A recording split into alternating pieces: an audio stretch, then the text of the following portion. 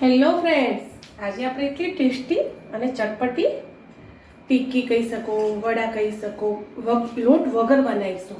તો ચલો ત્યારે રેસીપી સ્ટાર્ટ કરીએ.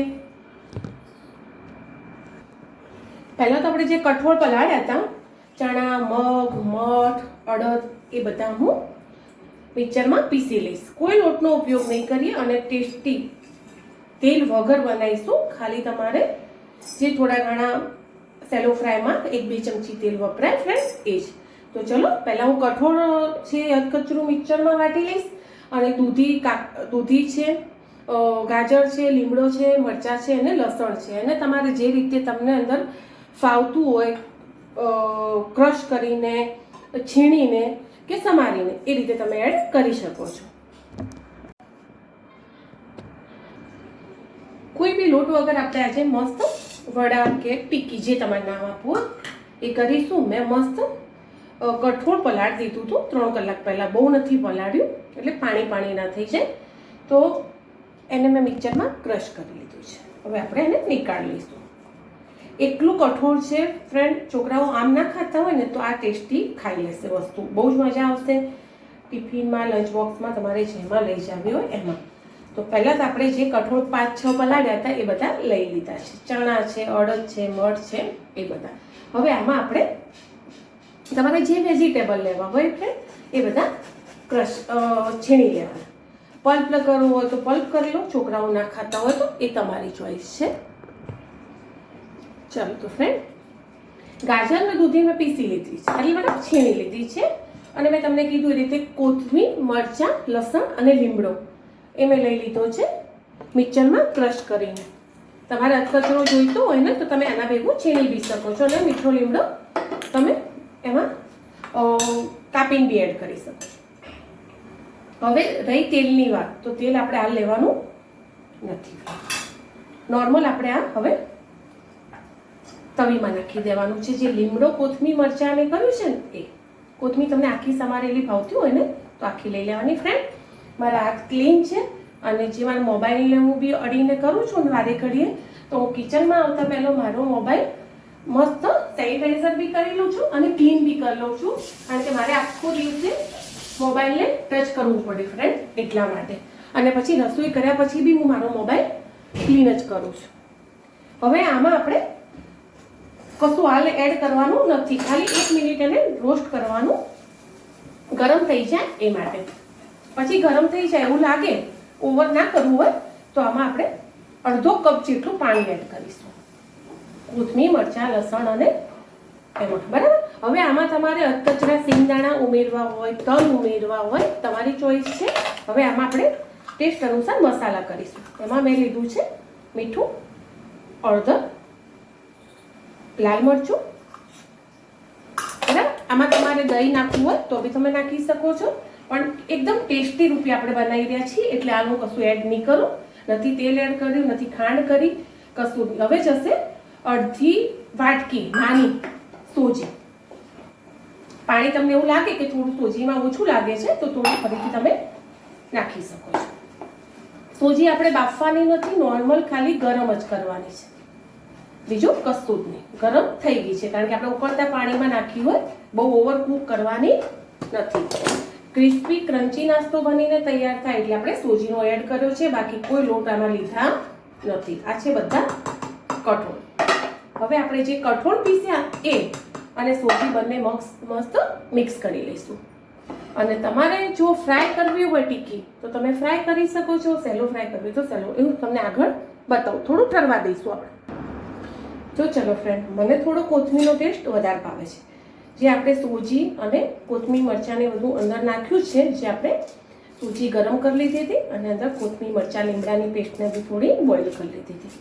હવે એમાં મેં ઝીણી કોથમીર સમાર લીધી છે. તમારી ચોઈસ છે, તમને કોથમીર ભાવતી હોય, ફુદીનો છે, મીઠો લીમડો, પાલક, જે બી ફ્રેન્ડ ભાવતું હોય. અને બધા છોકરાઓને તમારે ખવડાવવું હોય અને છોકરા ના ખાતા હોય તો મસ્ત ઓપ્શન છે. હજુ સુધી આપણે અનહેલ્ધી કોઈ એડ કર્યું નથી. હવે રહી તેલની વાત ફ્રેન્ડ, તો નોર્મલ 1 ચમચા તેલમાં આ બધી સોરી ફ્રેન્ડ, મરચું થોડું ઉડી દઉં. આ એક નોર્મલ ચમચો છે દાળ શાક વઘારી એ ચમચો ભરી અને તેલ લઈશ, વધારે નહીં લઉં. ગેસ મેં ચાલુ કરી દીધો છે. તેલની જગ્યાએ બીજો ડબ્બો આવી ગયો, સોરી ફ્રેન્ડ.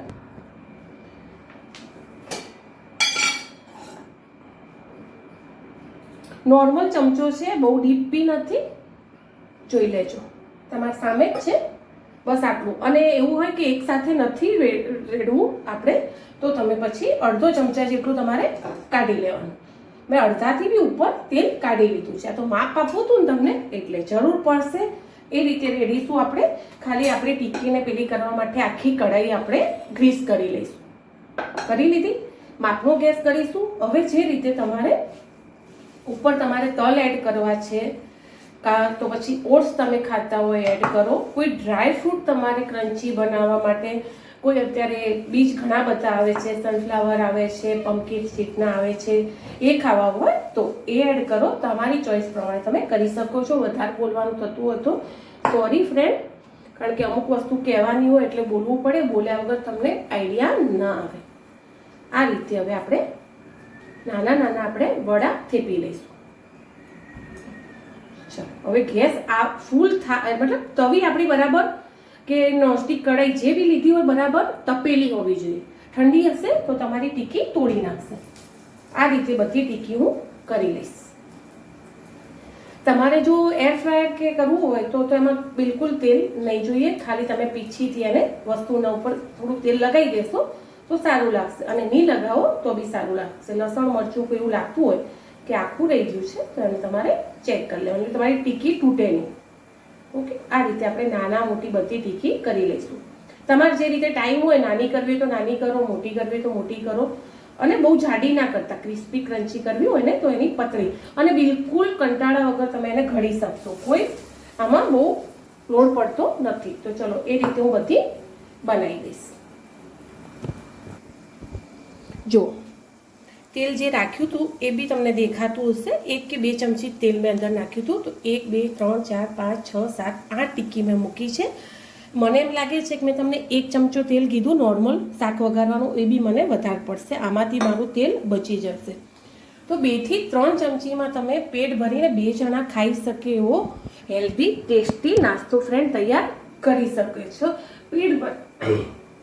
પેટ ભરીને ખાશો, તમને કોઈ ટેન્શન નહીં રહે.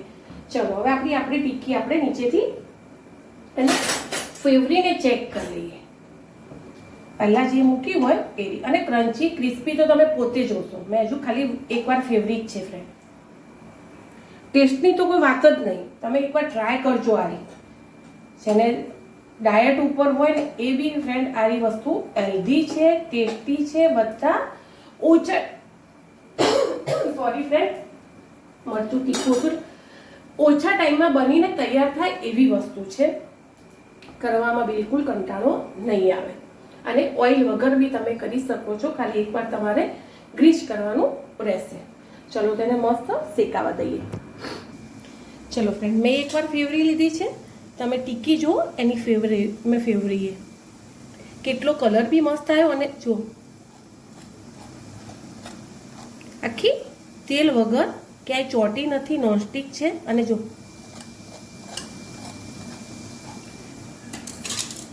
બહુ જ મસ્ત બને છે. 2 ચમચી તેલમાં તમે એક ટાઈમનું ભરપેટ ખાવા આટલું બધું હેલ્ધી આવી જાય. વેજીટેબલ આવે, કઠોળ આવી જાય, દાળ આવી જાય, મસાલા આવી જાય. કોઈ ગિલ્ટી ફીલ એમ કે તમે ટેન્શન કર્યા વગર આ વસ્તુ તમે ખાઈ શકો છો. તો એ જ રીતે આપણે બીજી બેચ બનાવી લઈશું.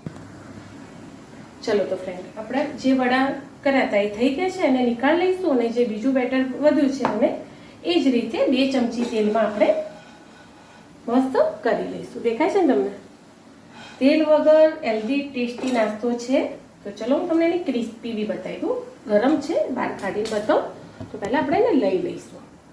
તમે દહીં જોડે ખાઓ, તો કેચઅપ જોડે ખાઓ, એકલા ખાઓ, ચા જોડે ખાઓ, તમને ભાવે એવા ટેસ્ટી. ના ભાવે એ તો કોઈ વસ્તુ જ નથી ફ્રેન્ડ આમાં કે તમને ના ભાવે.